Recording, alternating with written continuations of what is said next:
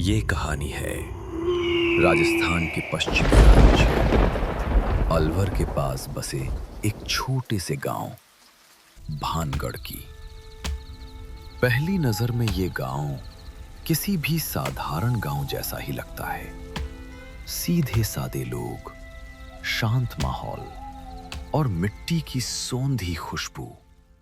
लेकिन अगर आप इस गांव को गहराई से देखो तो आपको लगेगा कि इसकी हर दीवार, हर रास्ता और हर खंडहर एक अनजाना राज छुपाए बैठा है। कुछ ऐसा जो इस गांव पर एक अभिशाप बनकर अब भी मंडरा रहा है।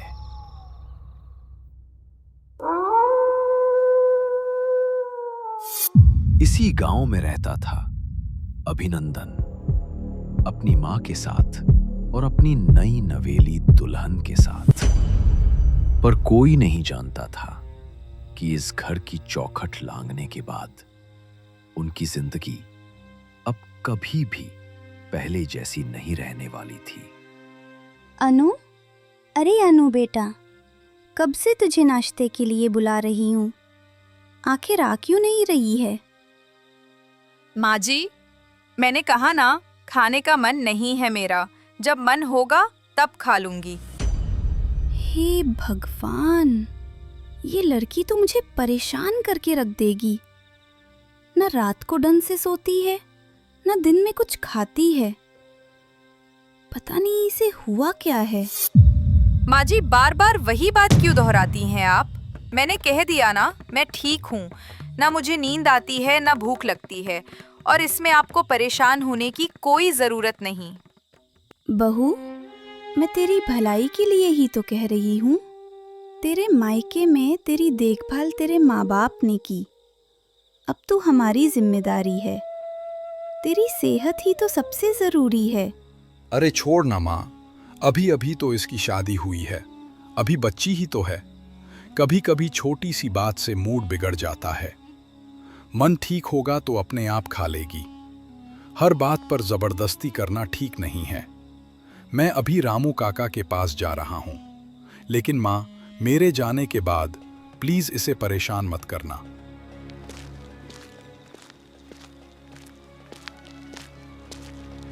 रात गहरा चुकी थी।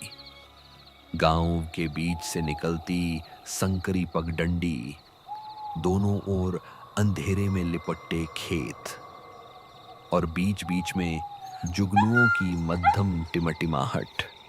दूर कहीं कुत्तों के भौंकने की आवाजें आती और कभी कभी सन्नाटा इतना गहरा हो जाता कि लगता मानो हवा भी थम गई हो। गांव के बाहर पुराने बरगद के पेड़ के नीचे एक छोटा सा अलाव जल रहा था। उसके चारों ओर 4-5 लोग बैठे थे, कुछ बुजुर्ग, कुछ युवा। धुएं की महक, जलती लकड़ियों की चटक और रात की ठंडी हवा मिलकर एक अलग ही माहौल बना रही थी। ये रातें भी ना अजीब होती हैं। दिन भर की थकान उतारने को लोग चैन से सोते हैं और हम जैसे बूढ़े जागते रह जाते हैं। कभी पुरानी बातें याद आती हैं, कभी वो किस्से जिनका सच कोई नहीं जानता। काका, आपकी बातें सच हैं। हमारे इस गांव में जितनी कहानियां दबी पड़ी है ना, उतनी शायद ही कहीं और होंगी, लेकिन लोग मानते नहीं। आजकल के नौजवान तो हंसते हैं सुनकर। अरे गोपाल भैया, अब भी कौन मानता है ये सब बातों को? भूत, प्रेत, श्राप, ये सब तो बस पुरानी पीढ़ी के डराने वाले किस्से हैं। आजकल का जमाना बदल गया है। किशन, ये बातें मजाक नहीं हैं। हमने अपनी आंखों से वो मंजर देखे हैं जिन्हें सोचकर आज भी रोंगटे खड़े हो जाते हैं। भानगढ़ की हवा यूं ही सड़ांध नहीं देती। इस जमीन ने कई जिंदगियां निगल ली हैं। कई लोग गए और कभी लौटकर नहीं आए। रामनाथ भाई सही कह रहे हैं। हमारे बुजुर्ग हमेशा कहते आए हैं कि इस गांव की रात को हल्के में मत लेना। दिन में सब कुछ सामान्य दिखता है, पर जैसे ही अंधेरा छाता है, इस हवा में कुछ बदल जाता है। कई जिगर वाले नौजवान रात में बाहर निकले, पर या तो पागल होकर लौटे या फिर कभी लौटे ही नहीं। तो फिर काका, आप ही बता दीजिए, ये भानगढ़ की रात का राज आखिर है क्या? हर बार बातें अधूरी छोड़ दी जाती हैं। कभी कहते हैं श्राप है, कभी कोई तांत्रिक का खेल, पर लोग ये भी तो कहते हैं कि इस गांव पर कोई अदृश्य साया मंडरा रहा है, कभी हवा में, कभी दीवारों के पीछे। आखिर असली बात क्या है? कहते हैं सदियों पहले भानगढ़ एक बसा बसाया नगर था। यहां रौनक थी, लोग सुखी थे, पर इंसान का लोभ और काली विद्या का खेल सब बर्बाद कर गया। कहते हैं ये किस्सा बहुत पुराना है, जब भानगढ़ खंडहर नहीं बल्कि एक जिंदा नगर था। उस समय का भानगढ़ सूरज की पहली किरण जैसे ही अरावली की पहाड़ियों पर चमकती तो सुनहरी रोशनी किले की बुर्जियों पर बिखर जाती। गांव में हलचल शुरू हो जाती। कुम्हार अपने चाक पर मिट्टी को आकार देता, लोहार की भट्टी से चिंगारियां उड़ती और चौपाल पर बुजुर्ग ताश खेलते।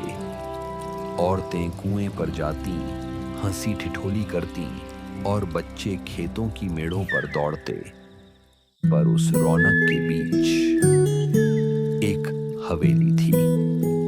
गांव के बीचों बीच बनी कुंवर प्रताप सिंह की हवेली। प्रताप सिंह गांव का ठाकुर था, युवा, बलशाली और महत्वाकांक्षी। लोग कहते थे उसकी आंखों में सिर्फ 2 चीजें थीं, शक्ति और काली विद्या की प्यास। और उसी गांव में एक तांत्रिक था, नाम था सिंधु सेवड़ा। उसकी नजर भानगढ़ की राजकुमारी रत्नावती पर थी। कहते हैं उसकी काली साधना ने पूरे नगर को श्रापित कर दिया और वही श्राप आज तक इस धरती पर मंडरा रहा है। हाँ, मेरे बाबा भी यही कहते थे। रत्नावती के समय से इस धरती पर चैन खो गया। आज भी बरसात की रातों में हवेली से औरतों के रोने की आवाजें आती हैं, जैसे कोई पुकार रहा हो। काका बोल ही रहे थे कि तभी पगडंडी से कदमों की आहट सुनाई दी। सब चुप हो गए और एक दूसरे की ओर देखने लगे। धीरे धीरे सबकी नजरें उसी दिशा में मुड़ी। चांदनी की हल्की उजास में अभिनंदन दिखाई दिया। वो धीमे कदमों से उनकी ओर बढ़ रहा था, साधारण धोती कुर्ता पहने हुए।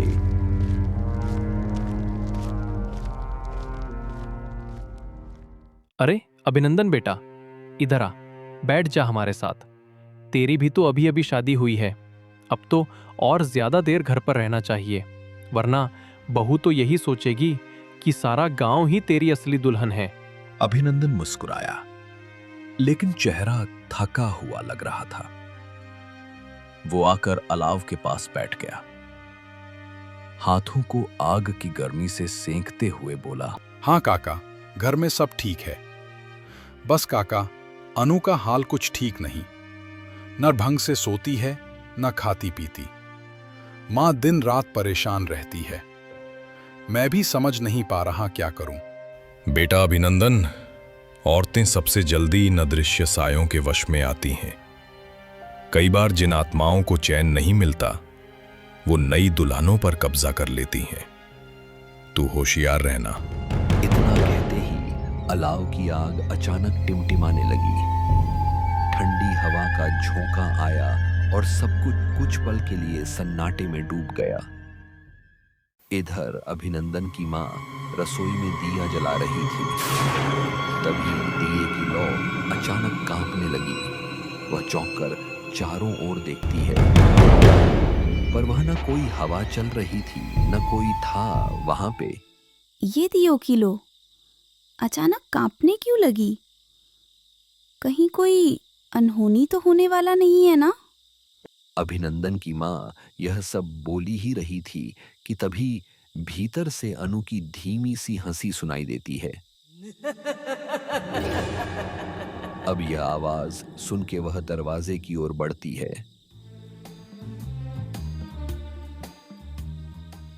काका, अब आधी अधूरी बातें मत करना, हमें सब सच सच बता दो। आखिर भानगढ़ का वो राज क्या है जिसने हमारी पीढ़ियों को डरा कर रखा है? हाँ काका, आज रात हम भी सुनेंगे। हमने हमेशा टुकड़े टुकड़े सुने हैं, लेकिन असली कहानी किसी ने पूरी नहीं बताई। आप ही बताओ। अब सबकी नजरें रामनाथ काका पर टिक गईं। आग की लपटें उनके झुर्रियों भरे चेहरे को और रहस्यमयी बना रही थीं। उनकी आंखों में अजीब सी चमक उभर आई थी। कुछ पल उन्होंने चुप रहकर आग की लपटों को निहारा, फिर भारी आवाज में बोले, ठीक है, सुनो, लेकिन याद रखना, ये कोई साधारण किस्सा नहीं। ये उस श्राप की दास्तान है जिसने इस धरती को वीरान कर दिया। ये कहानी शुरू होती है कई सदियों पहले, जब भानगढ़ बसता था, उजड़ता नहीं था। तब यहाँ रौनक थी, बाजार थे, संगीत था, और था एक ऐसा खेल जिसने सब कुछ तबाह कर दिया। कहते हैं उस समय भानगढ़ की रानी रत्नावती, उसकी सुंदरता और बुद्धिमानी का कोई जवाब नहीं था। पूरा नगर उसकी प्रशंसा करता था। पर सुंदरता जहां जाती है, वहां लोलुप नजरें भी पीछा करती हैं, और उन्हीं नजरों में से एक थी सिंधु सेवड़ा की। इतना कहते ही काका की आवाज धीमी हो गई। ठंडी हवा फिर से बहने लगी। अलाव की लपटें ऊंची उठीं, मानो वही कहानी सुनाने लगी हों। सब चौपाल पर बैठे लोग अब और भी गहरे ध्यान से उनकी तरफ देखने लगे। अचानक दूर से उल्लू की आवाज आई और माहौल और भी भयावह हो गया।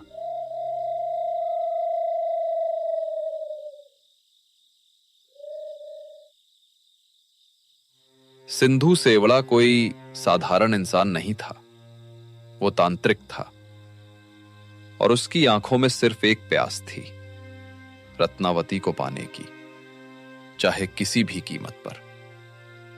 और वही लालच, वही काली साधना भानगढ़ की बर्बादी का कारण बनी। कहते हैं यह किस्सा सदियों पुराना है, जब भानगढ़ वीरान नहीं बल्कि जिंदा और चमकता नगर था। तब यहां की धरती पर रानी रत्नावती का राज था। रत्नावती सिर्फ रूपवती ही नहीं बल्कि तेजस्विनी भी थी। लोग कहते थे उसकी सुंदरता चांद को मात देती थी और उसकी बुद्धि राजाओं को भी झुका देती थी। हाँ, मेरे बाबा कहा करते थे, रत्नावती राजघराने की शान थी।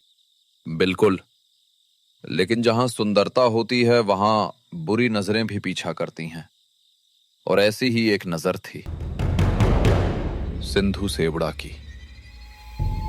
सिंधु सेवड़ा भानगढ़ का सबसे शक्तिशाली तांत्रिक।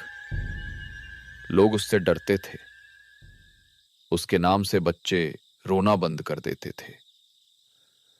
कहा जाता है उसके पास तांत्रिक विद्या का अद्भुत ज्ञान था, पर उसका मन था काला। उसकी हवस थी रानी रत्नावती। माँ, आज मन बहुत बेचैन है। सोच रही हूँ कि मंदिर जाकर माँ दुर्गा के चरणों में सिर झुकाऊं। बेटी, इस समय रात का पहर है, जंगल का रास्ता सुनसान और खतरनाक है। कल भोर में चली जाना। नहीं माँ,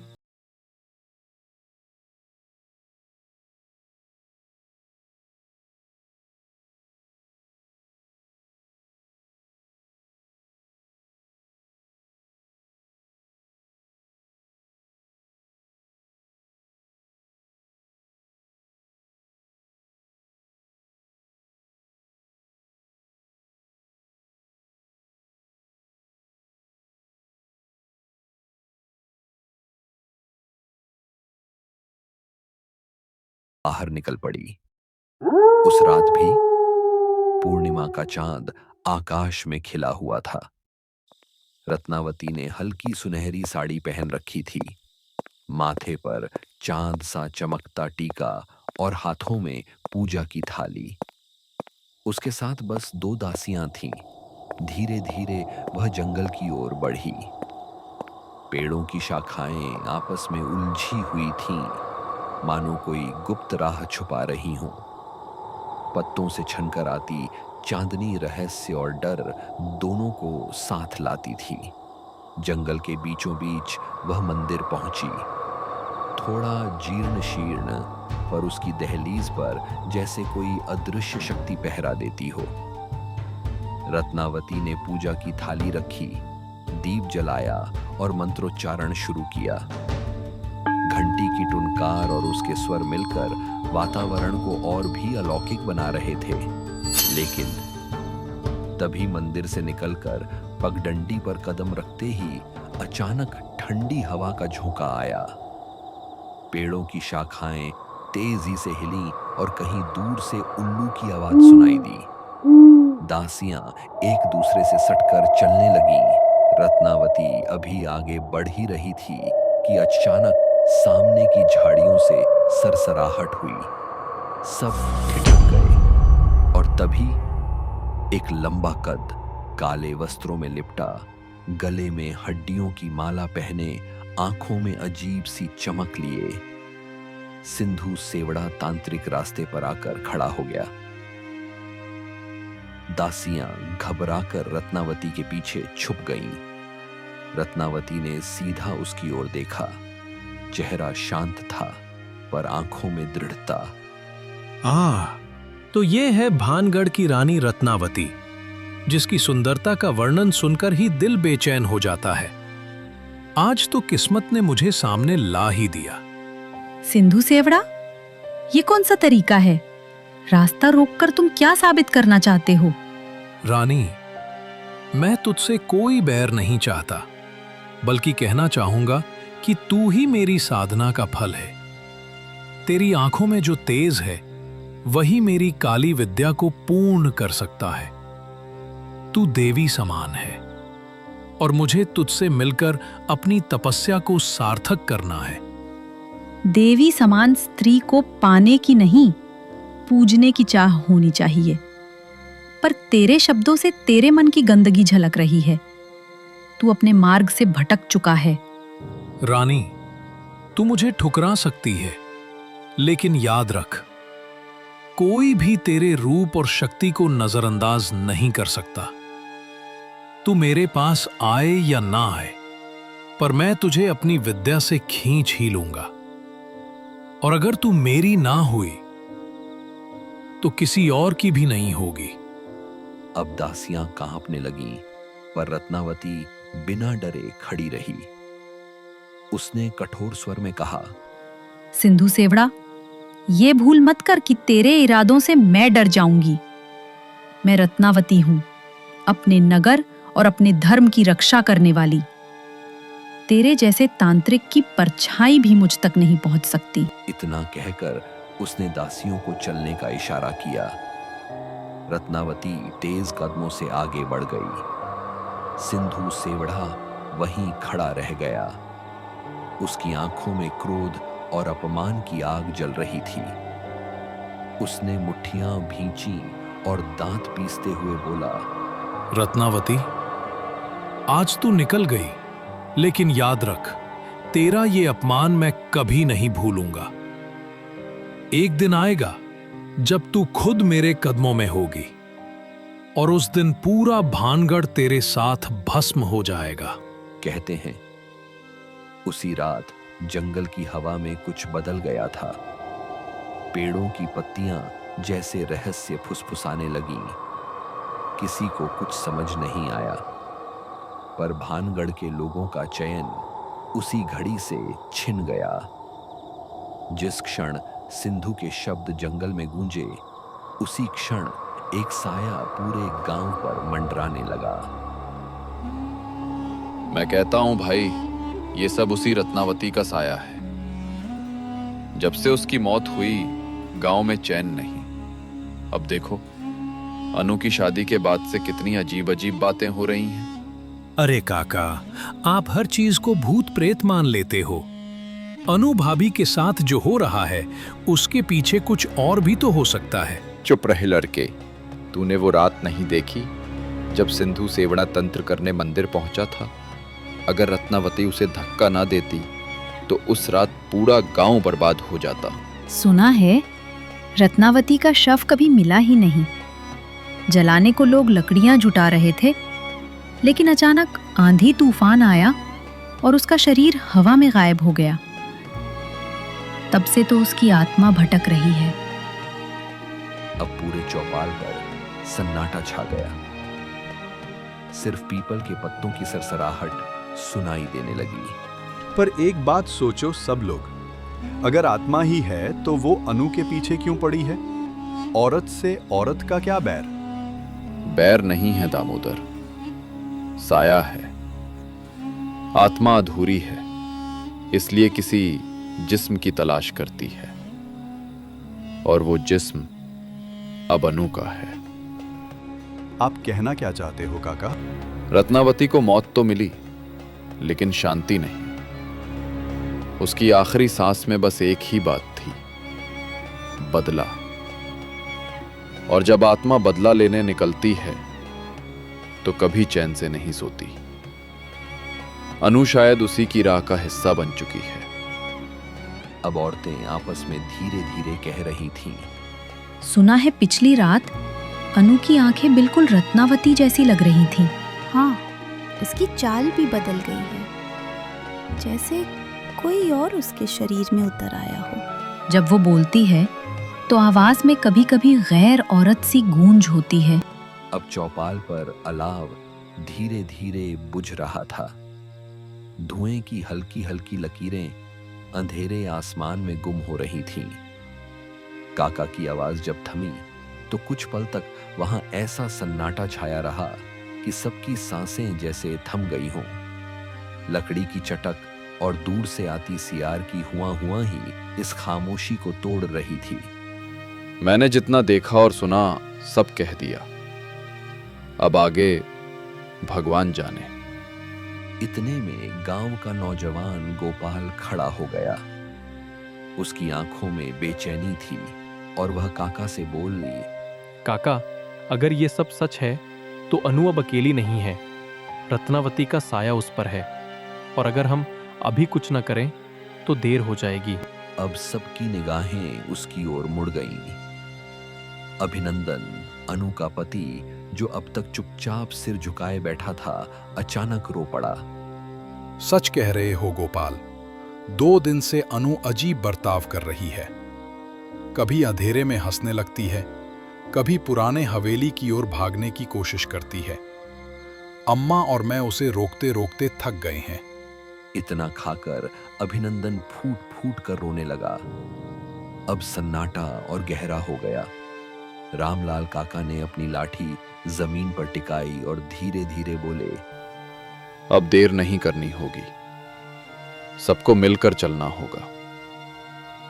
अनु का मामला अब किसी एक घर का नहीं रहा, यह पूरे गांव की इज्जत और चिंता का सवाल है। गांव की बेटी है वो, और बेटी का दर्द पूरा गांव बांटता है। अब चौपाल से सब उठ खड़े हुए। पुरुषों ने मशालें जलाईं, औरतें कांपते हुए बच्चों को गोद में समेटने लगीं। धीरे धीरे गांव का पूरा काफिला अनु के घर की ओर बढ़ चला। रात गहरी हो चुकी थी। आसमान में बादलों की गड़गड़ाहट थी, जैसे बरसात आने वाली हो। पीपल और बरगद के पेड़ हवा से झूम रहे थे और उनकी परछाइयां जमीन पर किसी भूत की तरह हिल रही थीं।